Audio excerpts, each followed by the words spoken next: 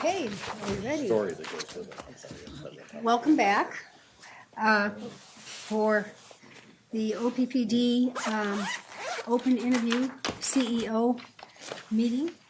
And if we could please have roll call. Yes. Kavanaugh. Here. Gay. Green. Here. Curley. Here. McGuire. Here. Mines. Here. Ulrich. Here. Agenda item number 2, notice of the time and place of this meeting was publicized by notifying the area news media, by publicizing same in the Omaha World Herald, by displaying such notice on the arcade level of Energy Plaza since March 5th, 2015, and by mailing such notice to each of the district's directors on that same date. A copy of the proposed agenda for this meeting has been maintained on a current basis and is readily available for public inspection in the office of the district's corporate secretary. Additionally, a copy of the open meetings law is available for inspection in the public meeting book located in this meeting room.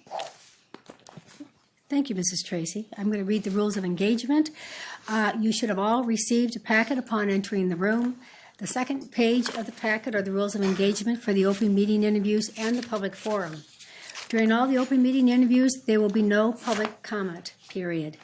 Forms have been provided in the back of the packet to provide any comments you may have. There are also extra forms in the front where the corporate secretary is that you may take at the end of the interview. These forms can be turned into the corporate communications who will be available at the back exits at the end of each interview session. If you need more time, feedback may also be provided by completing the same forms via OPPDlistens.com through March 13th, 2015. Nebraska Public Records Law may require OPPD to provide to interested persons, including members of the news media, copies of your communications to us, including your name and other contact information. The public will be able to participate in one-on-one sessions with each finalist in an open public forum on March 9th, 2015. Details regarding this forum are also on the rules of engagement. I also wanted to point out that this is being videotaped and is on OPPDlistens.com, and all the interviews have been videotaped. As far as the overview of the process of how we got here, after the board decided to restart the president and CEO selection, the position description was posted through various professional outlets and through the recruiting firm hired by OPPD on February 6th through February 13th. All applicants' skills and experiences were assessed against the candidate profile and the position description. I, as chair of the board of directors, facilitated the review of potential applicants for the position of president and CEO of the district with individual directors. It's not time for dancing yet, sir. The finalists were determined based on an input. YouTube off of here. The finalists were determined based on input from board members, and their names and resumes were then posted on OPPD Listen's website. And I'm happy to report that one of the results of that is Mr. Stephen Mormann here. Welcome, Mr. Mormann, to the Big O. Get rid of you. We're very, very happy that you're here. Mr. Mormann was Vice President and Treasurer of CENG, of Joint Venture of Exelon, and the French utility EDF, until that organization was dispersed into Exelon. Earlier, he had a lengthy career with Constellation until it merged into Exelon and Constellation's predecessor, Baltimore Gas and Electric. Welcome, and now I'm going to turn this over to our chair of our governance committee, Mr. Kavanaugh. Sure. Welcome, Stephen. Thank you very much. It's a pleasure to be here. Okay. This first phase of the interview process will be a series of scripted questions that the various directors will take turns asking. And upon completion of that portion, if any directors have any questions that of a more sensitive nature, if you will, we'll have a closed session with you in an adjoining room after this. Thank you. Okay, I'll get us started with the first question, and it's each member of the board has reviewed your resume, so we have some familiarity with your experience. With that in mind, would you spend about 5 minutes providing us an overview of the most pertinent aspects of your experience and abilities as it relates to being OPPD's president and CEO? Sure, I'd be happy to. Well, I guess you're asking yourself, what do I bring to this position? As an independent outsider with a fresh perspective, I'd bring about 31 years of investor-owned utility experience with nearly 20 years of executive experience, encompassing a diversity of skill sets developed from many executive assignments. beginning with customer service for a investor-owned utility with 1.1 million customers, to business development and value-added services for both residential and commercial customers, to finance and treasury, where I recently came from, and finally to power generation, including nuclear power, fossil fuels, and renewable energy. At times during the last 15 years, I've been fortunate to provide financial services and work with the staff of 40 generating stations in 15 states, encompassing over 10,000 megawatts for about $11 billion of generating assets. Moreover, I've had the privilege to work with the staff of 5 generating units, encompassing 3 sites, 4,000 megawatts, representing a top-performing fleet in the industry. So I view my career as kind of a 3-legged stool, if you will: operations, finance and treasury, and power generation. And I would bring to this job all the skills and competencies and lessons learned over 31 years working in an investor-owned utility and its affiliates. Now, in terms of my management style, obviously I'm not from the public power arena, but I'm not a stranger to the public power business. In many respects, I know some things about the public power business on a global scale. One of our owners, EDF, Electricité de France, was sort of the ultimate public power company, 85% owned by the French government and its agencies. So I got to know a very large public power business at a grand scale, if you will. And then I've also worked with LIPA. Early on, about 15 years ago, I was the executive sponsor of a project to basically rewrite and create an operating agreement with LIPA, Long Island Power Authority. And I got to know the stakeholders of LIPA, understand their issues, try to come to some common ground, if you will, to craft an operating agreement for a jointly owned nuclear plant in upstate New York. So in that regards, I'm not a total stranger to the public power arena. In terms of my management style, I will be collaborative, engaged, and partnering with the many stakeholders of OPPD. I'll do a lot of listening because I have a lot to learn about the state of Nebraska, Omaha, public power, and obviously the operations and the customer needs of the business. Customer service is something that I'm not a stranger to. I cut my teeth for over 10 years in the customer service business at Baltimore Gas and Electric, from meter reading to customer accounts to credit and collections, and tried wherever I could to add value and make the operations better in my career journey through many parts of the company. Does that give you kind of a summary? I know that we have to watch our time, but does that meet your needs? It's fine, and we're fine on time. Okay. Don't feel concerned with that at all. Mr. Mormann, I have the second question. Sure. And I'd ask you to discuss your engagement with stakeholders and how did you advance the work of your organization through working with stakeholders? Well, I had to do that over my career many times. Constellation Energy Group went through a lot of challenges over many years and many merger and acquisition projects, if you will, some of which went through, some of which did not. 5 years ago, we created a joint venture with EDF, who was eager to expand its nuclear business into North America. And in that particular project, we had to work with a myriad of stakeholders, and we had to get within less than 10 or 11 months, we had to get NRC approval to get the NRC comfortable with the creation of a joint venture and a foreign owner, if you will, for 50% of the business. We had to get the Public Service Commission comfortable, our political leadership in the state comfortable, in actually 2 states, New York and Maryland.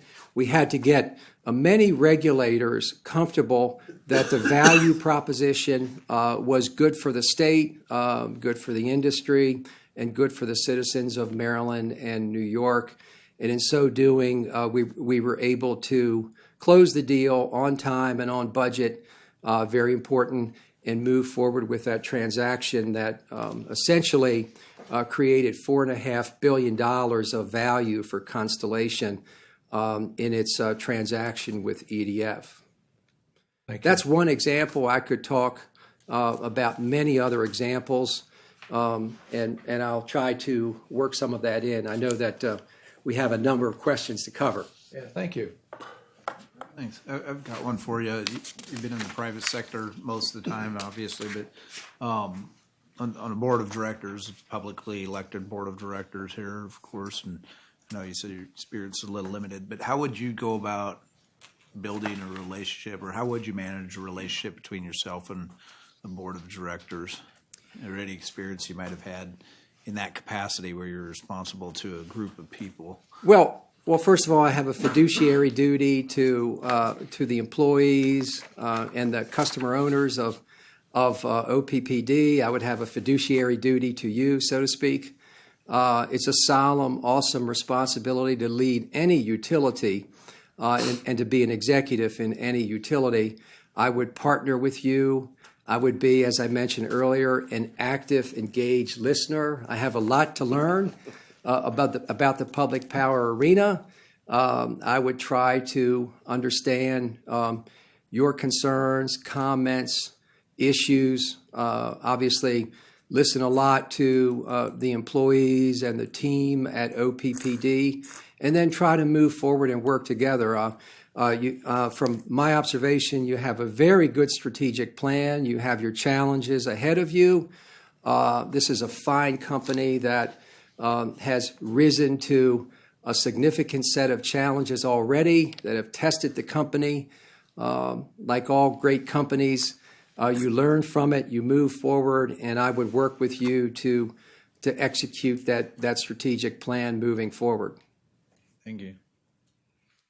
Yeah, Stephen, describe your experience in establishing a culture with a strong organizational and personal accountability. That's very important in a public arena. And how would you maintain that type of culture?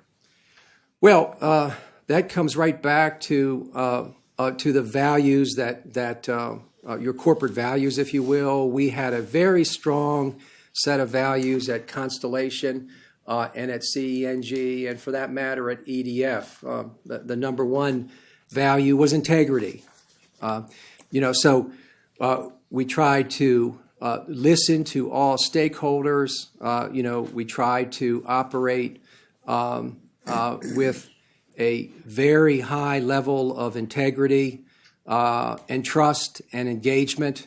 And we tried to do the right thing wherever we could at the end of the day. We would continue, I would continue in that philosophy, if you will. You have a strong set of corporate values that I could see already. You have a good mission and set of objectives, and I would try to work with all the stakeholders to execute that vision, mission, and live the values of OPPD. Thank you. What methodology do you use to evaluate the financial success of a business? Well, there are many different metrics, if you will. I come from some organizations that had a lot of what we call KPIs, key performance indicators, MCIs, mission critical initiatives. We had many, many metrics. First and foremost is obviously your rates. I know your rates are very competitive already. I think you enjoy a competitive position in the public power arena. From a rate perspective, that's one metric. Your generating mix, Having a well-balanced generating mix is another important metric. I know you have, and you've continued to achieve for well over a decade, customer service metrics, J.D. Power and Associates customer service metrics. In the power generation world, there's a myriad of metrics that we follow, both in fossil fuel plants as well as nuclear plants. I could talk to you for a long time about the many metrics from the safety side to the operations side to the budgeting side on the power generation side of the business. And so we would track those metrics. I'm sure you already do. And we would have accountability and ownership for executing and explaining any variances to those metrics. Give an example of how you would maintain that accountability if you felt that someone wasn't achieving those metrics. Well, we would have, we first and foremost, you have to have a reporting system to track those metrics and understand why they're moving red, yellow, green, so to speak, if you will. And then we would have individuals who would own all of those metrics to provide the report outs, for example, and to explain and take ownership on those metrics. You have to obviously report the metrics and on a frequent basis, and I'm sure you already do that at OPPD. So we would continue that process. I'm sure there is a robust reporting system already in place at many levels that track customer service, transmission and distribution metrics, in terms of outages, et cetera. And, we would have periodic report outs and explain any deviations from the targets, if you will. And then most importantly, where remediation is required to address those gaps, those performance gaps, we would have report outs on those performance gaps and progress to date on recovery plans, if you will, against those gaps. Thank you. Okay. Steve, Sure. I have a question on what leadership strengths do you bring to this position is the first question. Then please provide examples of how you've used your leadership skills to improve an organization. Well, I like to think that I have good partnering and diplomacy skills. I've had to work with many stakeholders. I was in a joint venture, to give you an example, where I had to work very closely with the corporate staffs of two world-class energy power generation companies. So I had to work with the staff of Exelon in many different specialties, if you will, in my role as treasurer and VP of financial services, both in the Chicago operations at Exelon and the many other special functions and where those offices are, as well as the folks in France. We had many, many visits from the French organization, various parts of the French organization. We had to go over to France frequently. They would come here. So we tried to, I tried to exercise a personal philosophy and be incredibly patient, if you will, trying to understand their needs and try to address their concerns and follow up where appropriate, recognizing that I worked for two owners and recognizing that sometimes they had different perspectives, but I would do my best day in and day out to understand their needs. And it was a very challenging process, as you can say. As you can imagine, a joint venture in many respects is very, very challenging from a corporate perspective, if you will. So that's one example. Okay. How about? Can you just tell me what the setup was with Exelon and the French company? Well, it was a 50-50 joint venture. So there was a board of directors with 5 seats by Exelon, it used to be Constellation, and 5 seats by EDF.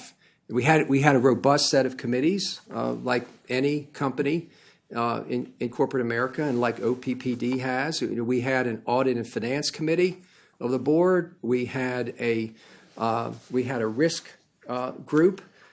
We had a governance committee. So we followed best practices with respect to governance. So it was really run like and it should be run like a public held joint venture with all the governance infrastructure required to provide oversight, but not management of the joint venture. In your opinion, what's the prognosis for nuclear power in the U.S. or in the world? Is it going to expand or contract? Well, the nuclear renaissance, was moving forward in a very nice fashion, and obviously we had the Great Recession. We had the challenges of shale gas on electric prices. So, having lived through that, because one of my assignments, I helped set up another joint venture to build new nuclear plants in the U.S. with it was called Unistar Nuclear Energy, and so in my judgment, I think the capital cost of nuclear power needs to come down. Electric prices probably need to firm up, so to speak. The plants in the U.S. are running well. The U.S. nuclear fleet, continues to perform nicely relative to other fleets in the world. I had the pleasure to work with 2, obviously, world-class nuclear fleets. One, Exelon, and you know very, very well about Exelon with your contract at Fort Calhoun, as well as the French fleet, which was 60 nuclear reactors, and by the way, PWRs, if you will. All the French reactors are PWRs, and so I had an opportunity to see that how they run. Nuclear power in the U.S. In terms of new builds, remains a challenging value proposition. There are some plants that are being built. They're in areas where they're rate supported, if you will, but it remains a very challenging value proposition with the price of natural gas, the capital cost of nuclear plants. The existing fleet is running well. And I see that you're evaluating an uprate opportunity. We did 2 of those, by the way, in the Constellation Energy Nuclear Group fleet. We did one at 9 Mile for 150 to 200 megawatts, and then we did one at Ginna right after we bought the plant in 2004 over the subsequent years. So that's an interesting. I think you'll continue to see more upgrades. They're already happening, but it's economically driven. It's economically driven. That you have to look at the capital cost of doing the uprate, relative to the economics of that power. Thank you very much. Yeah, we do have this. You're well aware of the relationship we have with Exelon Yes. as far as helping us run Yes. OPPD. One of the challenges that we have is for the 2 corporations to relate, to have a good relationship together, and I'm wondering how to working together. We just went underneath a situation that we sort of are taking the Exelon model and everything else, but we still are 2 separate entities financially and everything else. I'm wondering if you have any comments on that as far as relationship building. Well, I think you continue to own the plant. Correct. Exelon, as I understand it, is operating it under a contract for 20 years. It's very important that you not abdicate your ownership and oversight role. And I think the way I think you're structured, wherein I think you have some organizations who really watch and provide oversight and are the eyes and ears, if you will, to make sure that Exelon Nuclear Partners is executing its contract, living to its contract. I would maintain that oversight. I don't know the particulars about that at this time, but I think it's very important as owners that you not abdicate your authority. You own that plant. At the end of the day, you obviously have that shared accountability. From what I can see, the plan is moving forward nicely. It's come out of a very challenging 2.5-year, or almost 2.5-year process. It's interesting. Calvert Cliffs, which is one of the sister units, if you will, to Fort Calhoun, we went through that process back in the late 80s. We were shut down for 2 years, for about 2 years. It's been some time ago. But we came out of that process a much better company. And now you could see from just looking at the public record, Calvert Cliffs is one of the top decile plants in the country, a dual unit, 1,700 megawatt PWR, built around the same time, but has fantastic operating performance. So that's just another example. But you've got to make sure that you have the right metrics that you're following. You've got to make Exelon, I'm sure you're doing that already, be transparent, if you will. I think there's a blend of staff that operate that plant, if I'm not mistaken, Exelon and OPPD employees, and you have to challenge in a diplomatic fashion. You have to challenge Exelon. You have to track their performance at all the KPIs that are related to that, and redirect if necessary. Thank you. You've been in the industry for some time, and not just in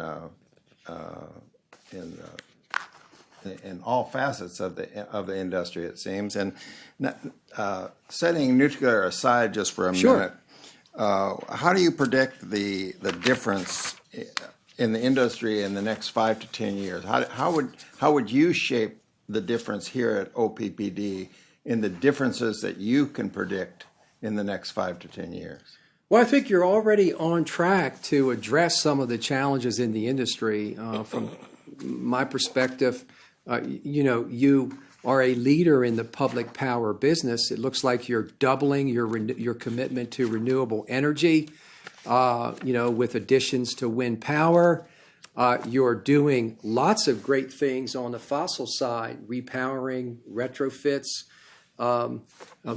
many things that you need to do to make those coal plants competitive and well positioned for the future. So obviously you're addressing that. I see that you're looking at smart metering, and you're moving towards I think implementing 300 to 400 megawatts of DSM, demand side management initiatives. So you're doing a lot of things already. A lot of companies have great strategic plans, but what's important is execution. Making sure that you execute those plans on time, on budget, for the benefit of all the stakeholders. So I think that there are a lot of great things happening already. You've got a good, tight strategic plan. Execution will be the key over the next 10 years. The industry has to be, members of the industry, IOUs, co-ops, munis, they have to be nimble. They have to avoid, I guess, what Warren Buffett calls the ABCs of corporate demise, arrogance, bureaucracy, and complacency. And so, this is a challenging industry. I've lived in it for 31 years, from customer service to operations, to on the regulated side, on the unregulated side, to power generation. This will continue to be a volatile, challenging industry where challenges pop up and need to be addressed at the same time without taking your eye off of the football, so to speak, on your current strategic plan. So it will continue to be that way for some time. I mean, 10 years ago, we would have never thought that gas prices, natural gas prices, would be where they are today, and they're very volatile, as you can see. So when I was involved in the nuclear renaissance, we had great plans to build nuclear power plants, and you could see how quickly things change in this industry. But it's good to see that you're moving forward with renewables. I think Nebraska is, the fourth biggest wind power state in the country, if I've got my facts right, in terms of its commitment to wind power. I think that's very important. And other renewables. At one point in my career, we had 25 energy partnerships that used every fuel known to man, including geothermal. We had a geothermal plant in Hawaii. We had biomass plants. We had hydro. We had solar. We had, we had it all. So, it looks like you're making a nice commitment. I like your sustainability plan. I like the things I'm seeing there. What's important is execution, and the many facets of execution: on time, on budget, so on and so forth. What do you see in the future for solar? Well, it's dependent on the economics. I know that there's a lot of discussion going on in the industry about distributed solar and about the solar garden systems, if you will, and so on and so forth. It's an economic proposition. We had some solar plants in the Southwest that did very nicely. There's a dimension of tax credits and so on and so forth that go with some of the renewables. But, it's a challenge for the industry to assimilate renewables without raising rates on another class of customers, if you will. So that's obviously, and you're looking, obviously, wind is a big opportunity here, and you seem to be capturing a lot of benefits from wind. I think you're adding 400 megawatts, if I'm not mistaken, in the near future. So you'll double your wind. Solar, I just don't know how that would work in this particular territory. I'm certainly open to understanding the benefits of solar in this part of the country. I've got a question for you as far as looking into the future. You're right, it's a mix of what will happen, but you've been in the private sector most all of your career. Going forward, what do you think the benefits are of being let's say, become CEO of a public, we're a public utility, we're an all public power state? I mean, what are the benefits that you think you could find in that going forward? And maybe it's not all beneficial, maybe there's some detriments to it too, but what do you think about managing a public power entity? Well, you have a financing advantage. You're able to issue, tax exempt financing. So you have a competitive cost of capital. Just looking at the financial side, you have very favorable in the state of Nebraska. You have very favorable regulatory, and authorities, if you will, the board, if you will, and the citizens. So the regulatory climate is very favorable here. I think you're well positioned financially, to meet the challenges. My mission would be to help the team to partner with the 2,250 employees at OPPD and the board and the unions, all the stakeholders, if you will. To execute that plan and to bring value to the citizen owners. Thank you. Any other questions before I ask the last one? Have we covered all the I think we have. additional questions? We have. Oh, we haven't asked a question. It's yours, Mr. Barrett. Oh, Maybe he's got to warm himself up right Yeah. now. Hold on.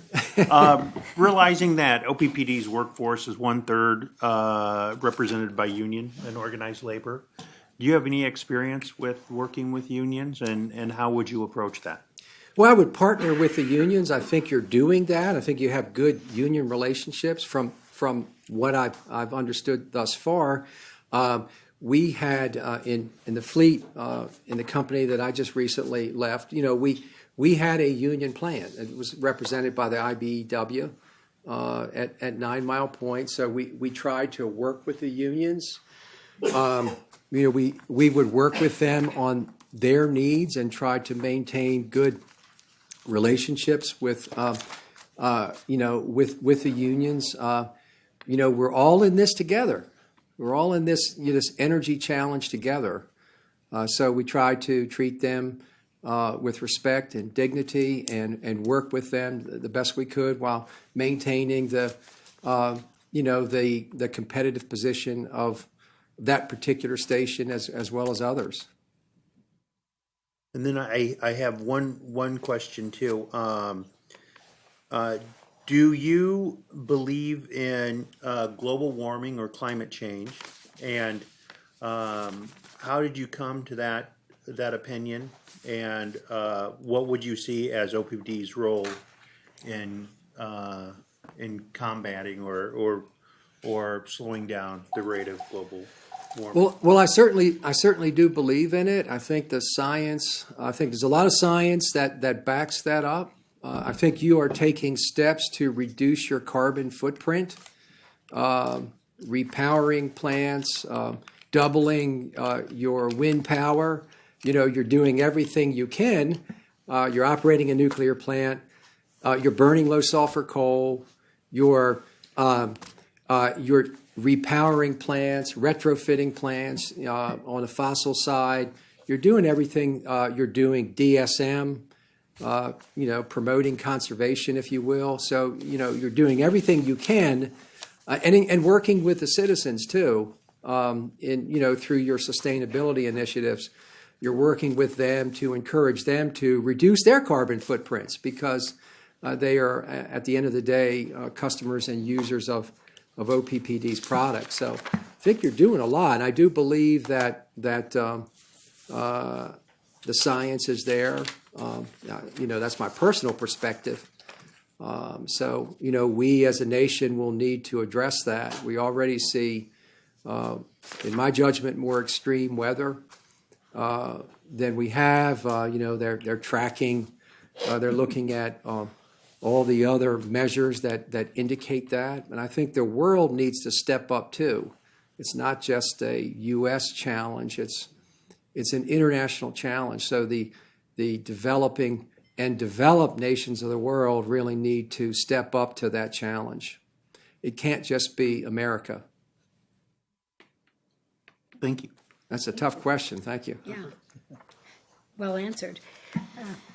You were mentioning the ice dams on your roof in Baltimore, Maryland. So we know you understand the global warming firsthand with all the crazy weather this winter. If you would become our CEO and president, what would your plans be for the first 3 to 4 to 6 months? Well, I have a lot to learn.